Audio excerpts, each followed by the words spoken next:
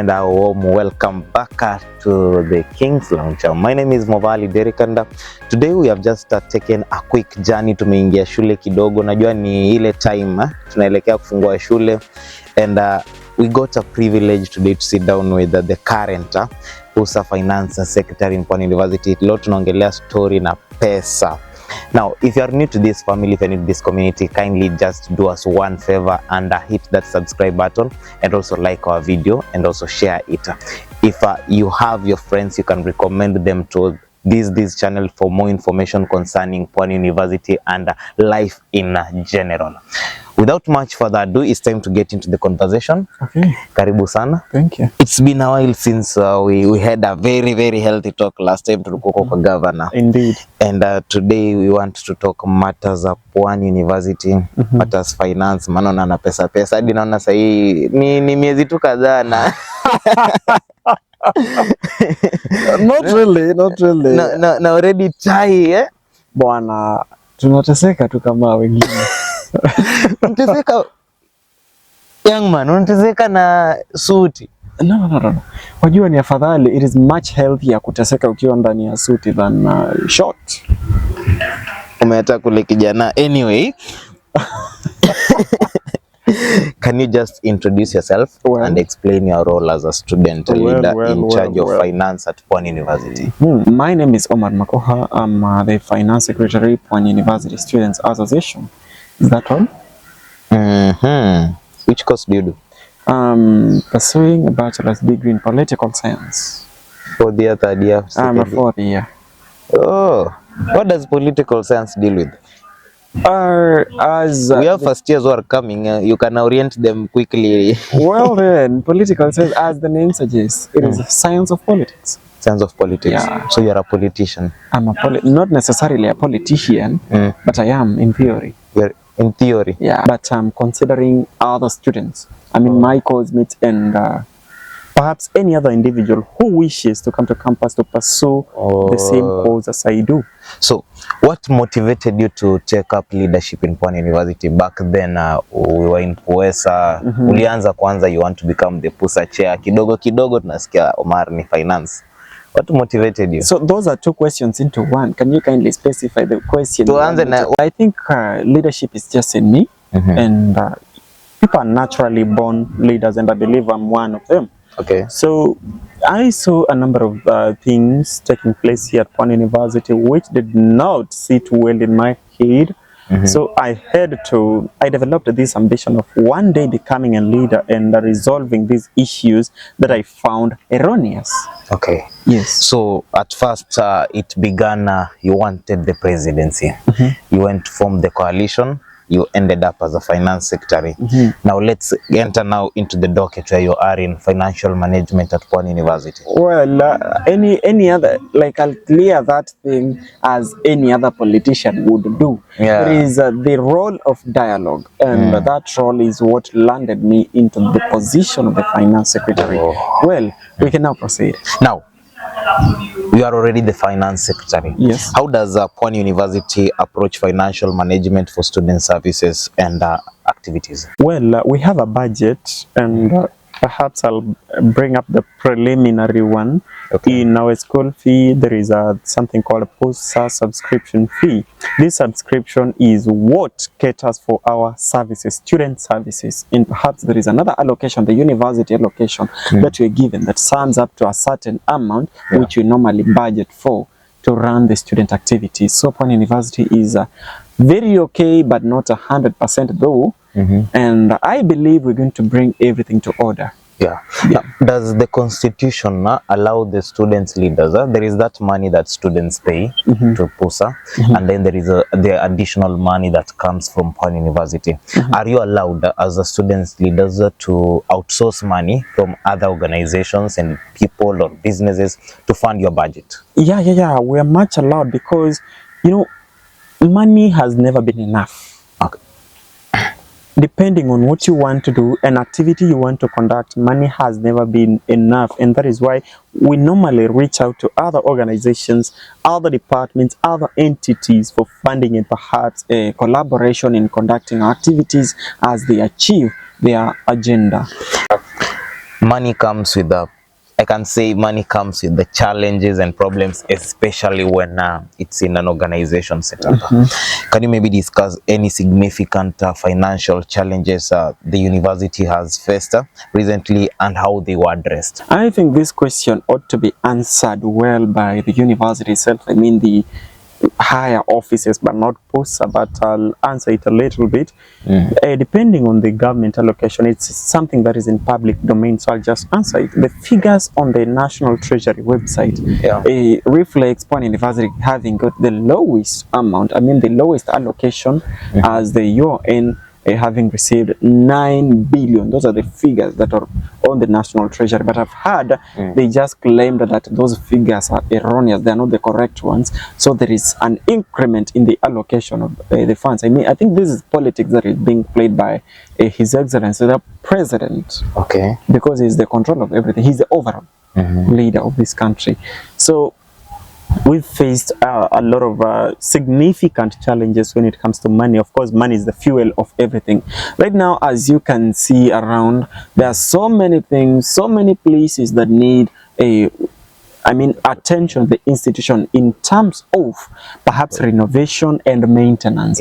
But it has not been done. Why? Because the government delays to do what? To disburse funds to the universities. That is the answer we've been getting from the university. And perhaps some requisitions that we've made have faced, have hit the walls of the sense and reason. Now, there is now financial literacy for the students and education. Students receive help in Pwani University, in like all universities across. Let's not now speak of students in Pwani University. Now, how do you assess the level of financial literacy among comrades in Kenyan universities? I know you have friends in other institutions. You have also interacted with students there, and you have gotten to see not only in Pwani University how students react when they now have money in their hands. You know, I'm also a student, and I'll speak the reality. You know, receiving a lot of money, you know, at once. Just at once. Sometimes wajua inakoroga sana. All the plans you had, you find they all fade away. They fade away, and what you end up doing is the otherwise of what you had planned for. And the level of financial literacy on a scale of 1 to 10, I could give comrades 2. Because you may find out that maybe you budgeted for something reasonable, but you're ending up purchasing a speaker that won't help you in any way. You're buying a speaker, buying yourself not even a good clothing, but in terms of entertainment, you find that we serve ourselves maximally. Tunajali sana sherehe, we forget about the relevant things. So on a scale of 1 to 10, it's 2. It's 2. We're still too low. Now, you just gave young people to okay, I can agree to that. Most, that is the reality. I can agree to because we end up, after a week, we end up being bigger. Bigger hell by the time a reasonable time. Perhaps 2 days. 1 month. No, that's a lie. That's a lie. For a normal comrade, hell by 5 kumaliza after 2 days. Immediately mefika, we use it on very, very irrelevant things. I'm saying irrelevant because as we speak. Anyway, let me not finish. Let's proceed. You're in charge of finance in Pwani University. Yes. And what are some of the initiatives or programs can the university and other universities put in place to improve financial literacy among their students? That's a very good question. We just included a financial management and literacy program in our program of our activities, the work plan. So it is something we've really pushed for, and it's going to happen. It will be free of charge? Of course it's free. We're offering services here for free. Students, they are paying subscription fees. So that is our responsibility to ensure that it's conducted and well sorted. So next semester tuanze kuona classes za pesa. Classes za pesa zitakuwepo. Budgeting. Not necessarily budgeting, but they need to teach people budgeting. Tunapata 16,000 tunashika ka TV na system. Poor budgeting. we'll have experts on board to educate us on how we are supposed to go by our little money, or rather the little money we get. Now, you are a student leader. You are also a student. Yeah. There is that role you play in the life of students in Pwani University. How does your role contribute to the empowering students financially and otherwise apart from finances? The other way around. Uko pale kwa pesa. You already told us we may put in place a program to help people get more knowledge on money, but also otherwise, how does your role impact students? Being the finance secretary has never limited me to my roles. I mean the constitutional roles of a finance secretary. All I do is everything.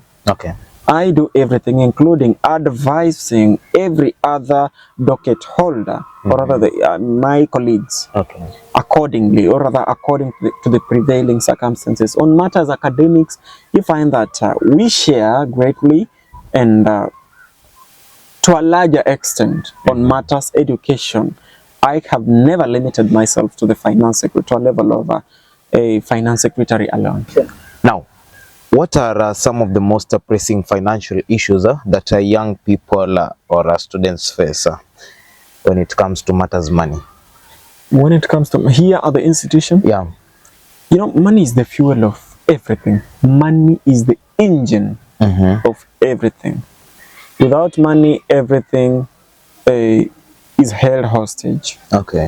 Yeah, so it depends on the government disbursements. If it disburses on time, then everything moves on swiftly. If it doesn't, we suffer.